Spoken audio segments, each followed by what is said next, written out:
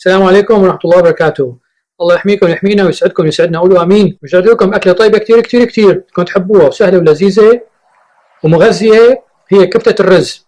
ما بدها شيء، مكوناتها كثير قليله. بسم الله الرحمن الرحيم، صلوا على النبي.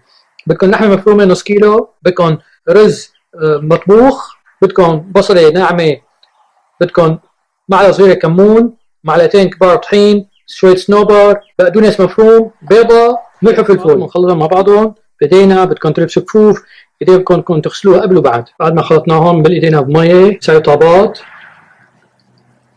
تبع كفته بالرز، ونحطها بصينيه فرن مدهونه بالزيت او بسمنه او بزبده. طلعوا هلا بنحطها من الفرن على 350 فرنهايت. طلعناها من الفرن بعد حوالي 25 30 دقيقه. زيناها ببقدونس فريش وهي خبز عربي. شايفوا شلون بتسووا ريشه، تحطوا فيها مثل راس الفلافل، راس كفته، تحطوها هون، تزينوها بالبقدونس، تعصروا عليها شويه ليمون، سلطه ومخلل، تاكلوها هيك، تاكلوا صبيعكم وراها. ان شاء الله تعجبكم. لا تنسونا من الشير واللايك والسبسكرايب والدعاء. اذا عندكم سؤال ابعثوا لي على اليوتيوب. السلام عليكم ورحمه الله وبركاته.